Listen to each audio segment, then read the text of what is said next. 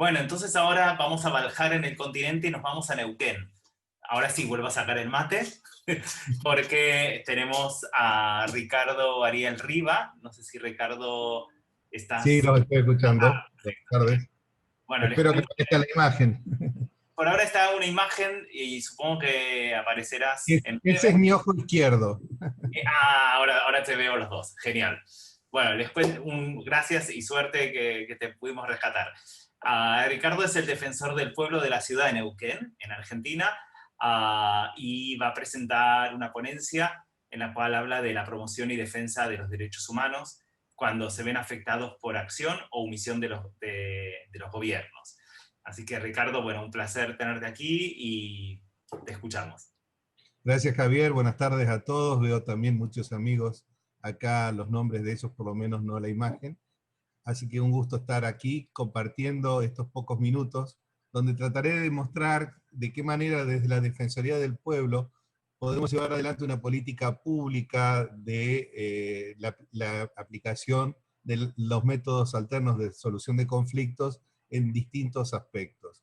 Lo fundamental es que el defensor del pueblo es promotor y defensor de derechos humanos. Y desde ese lugar, desde esa mirada, nos paramos para trabajar todo lo que tiene que ver con la conflictividad que se da en la sociedad. Desde aspectos mínimos, pequeños, como puede ser un conflicto entre vecinos, una cuestión familiar o una cuestión dentro de un ámbito laboral, hasta haber alcanzado con el tiempo y después de muchas marchas y contramarchas y obviamente cometiendo muchos errores, logramos instalar a la Defensoría como un espacio ideal para los conflictos sociales de gran importancia. Por ejemplo, hace pocos meses tuvimos en la ciudad nuestra una ocupación de terrenos que llegó aproximadamente en el mes de febrero a ser ocupado por más de 2.000 familias, o sea que tenemos que hablar de más de 8.000 personas en un momento de conflicto. El conflicto se profundizaba, no había ninguna manera de salida. Sin embargo, el pedido de los mismos ocupantes de que la Defensoría del Pueblo se presentara y empezara a gestionar con ellos esa conflictividad hizo que se pudiera destrabar la gran confianza que se ha construido durante el tiempo, no es de un día para el otro, este ida y vuelta con la tranquilidad de que uno puede mantener un discurso y confirmarlo con los actos y poder construir ese grado de confianza. Es muy interesante, tiene que ver también con estos aprendizajes que hemos hecho nosotros durante todo este tiempo, estas herramientas que nos dio la mediación de la posibilidad de ponernos en los pies del otro, de no perder nunca de la mirada desde dónde nos paramos, de que nosotros somos verdaderos defensores de derechos, y desde ese lugar, cuando el Estado omite una política fundamental como es la de la accesibilidad a una vivienda digna, o la posibilidad del acceso a una tierra para que a partir de ella se pueda construir una vivienda digna, y se generan por otro lado políticas de desarrollos urbanos donde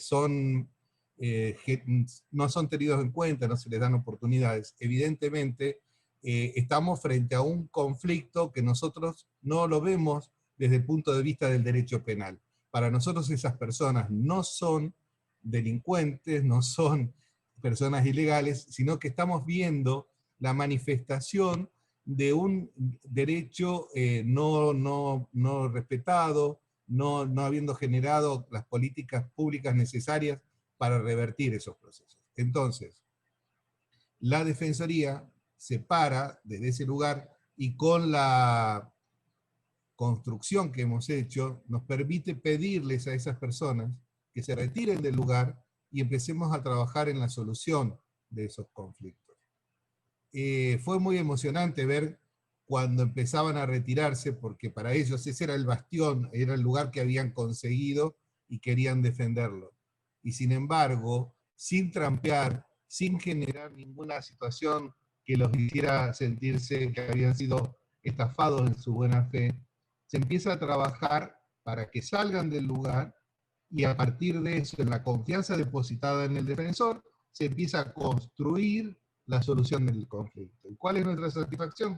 Que han pasado pocos meses y muchas de esas personas ya han accedido a terrenos donde tienen agua, luz y gas.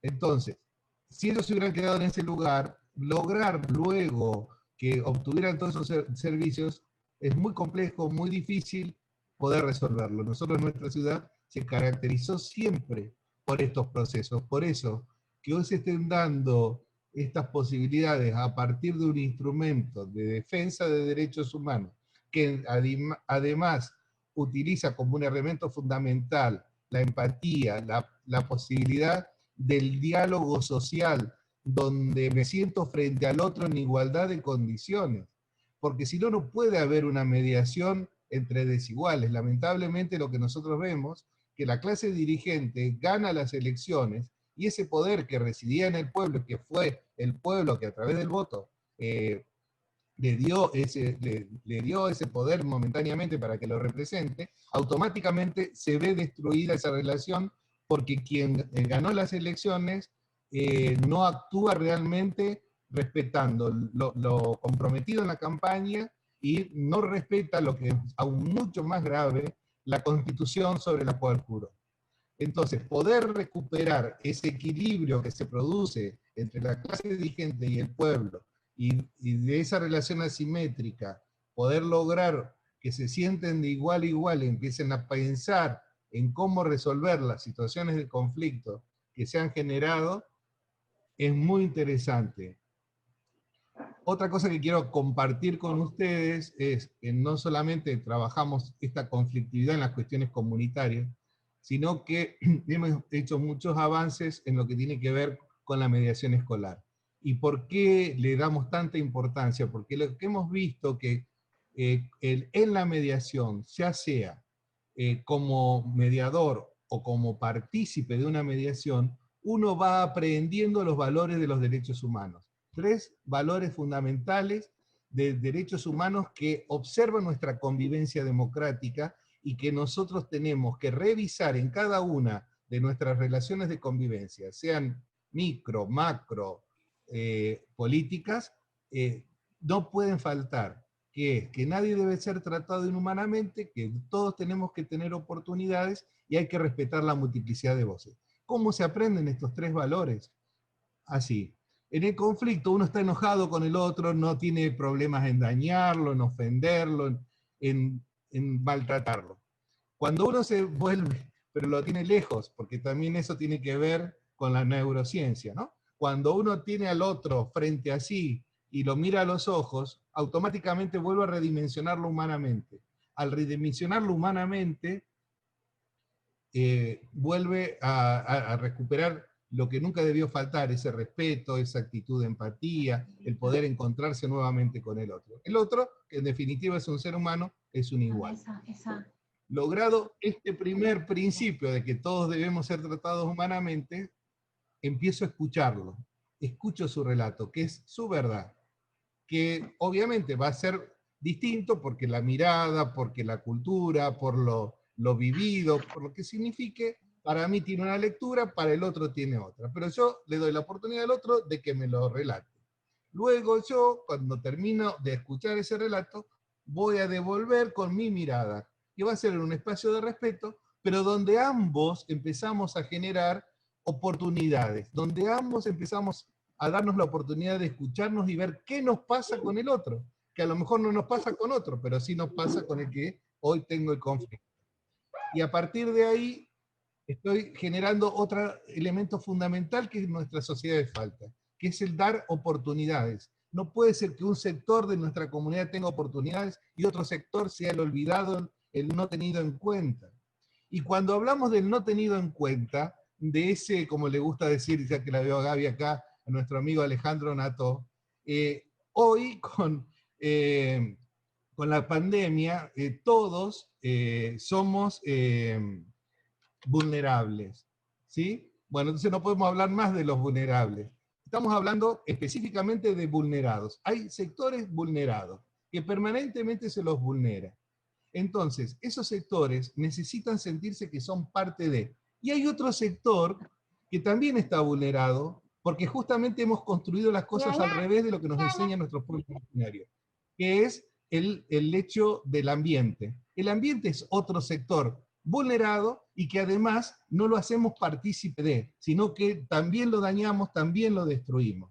Cuando nosotros comprendamos que somos parte de una integralidad y que todos tenemos que actuar en conjunto, evidentemente todo va a funcionar mucho mejor. Y por último, si yo escucho una verdad y el otro escucha mi verdad, que tendremos que empezar a compatibilizar, porque no hay verdades absolutas, evidentemente lo que estoy haciendo es aprendiendo a respetar la multiplicidad de voces. Fíjense qué sencillo que parece, pero que nosotros lo hemos visto. Porque nuestros alumnos, ahí está Miguel, lo veo por ahí dando vuelta, Miguel Núñez, que es el compañero con el que trabajamos todos estos temas en la Defensoría, nosotros trabajamos la formación de alumnos, mediadores entre ellos, y lo que vemos es que a los que se formaron en la escuela primaria, cuando llegan al secundario, nos están dando cátedra a todos los adultos de cómo actúan, de las actitudes que adoptan, cómo construyen convivencia entre ellos, y lo que estamos viendo en definitiva es que lo que están mostrándonos es que al modificar el paradigma de cómo construyeron esa convivencia, que fue a partir justamente de estos aprendizajes, lo que están generando es una nueva forma de construir gobernanza. Y si nosotros logramos esa transformación desde los niños y desde los jóvenes, evidentemente tenemos que confiar que en algún momento nuestros países puedan construir una mejor calidad de convivencia o de gobernanza que esté más ligada a estos tres valores fundamentales de los derechos humanos de los cuales les hablo. En la medida que nuestra convivencia, si nosotros decimos que el Estado, como dicen todos los tratadistas de derecho político, es la organización de la convivencia humana social, evidentemente lo que tenemos que lograr es que esa organización de nuestra convivencia sea más acorde y de una mejor calidad de convivencia que todos necesitamos. Y una cosa que escuché ayer en una conferencia que me pareció buenísima como un análisis ético, cuanto más normas tenemos, estamos demostrando que no somos capaces del diálogo. Si nosotros nos aferramos a cada vez pedir más normativa, lo hemos visto perfectamente con esta pandemia. Pareciera que tienen que reglamentarnos hasta si yo puedo ir en un horario al baño o no. Si el virus puede andar en vehículo de tal hora a tal hora y de tal hora a tal hora no puede andar. Nos contagia en algunos minutos, en otros minutos no. Si estoy acá me contagia, si estoy allá no. Si soy turista no me contagia. Ahora, si soy una persona que tiene que ir a trabajar, un minuto, sí me contagia. Es esto, es decir, es pensar en voz alta. Creo que la mediación, los métodos alternos de solución de conflictos nos permiten mucho más caminos que todavía no hemos andado en muchos casos. Y por otro lado también nos permitió a nosotros por lo menos, cuando gestionamos en la Defensoría del Pueblo, a que cuando escuchamos un relato de alguien que viene por un reclamo, que puede ser por una cuestión administrativa, por una cuestión judicial, por un aspecto con un vecino, no importa. Nosotros no tenemos la escucha puesta solamente en ese relato, no nos quedamos con eso lineal. Hemos aprendido que debajo de ese relato puede haber situaciones que también tenemos que tener en cuenta y que son fundamentales para poder ayudarlo a realmente a solucionar las situaciones que plantea, que a veces lo que viene a manifestar a la Defensoría es un emergente, pero por debajo subyacen otras cosas que también hay que ayudar a gestionar. Carlos, ¿cómo le va? No digo más nada. Todo bien. Muchas gracias, Ricardo. Realmente interesantísimo. Me gustaría darte más tiempo. Creo que dejaste un tema muy importante ahí, que es la diferencia entre poner normas o diseñar políticas públicas, ¿no? Esto da para un rato más de seguir charlando, que espero que lo podamos hacer pronto en Neuquén o en Barcelona o en la casa de Gaby. En todos somos todos bienvenidos. Seguro que sí, seguro que sí.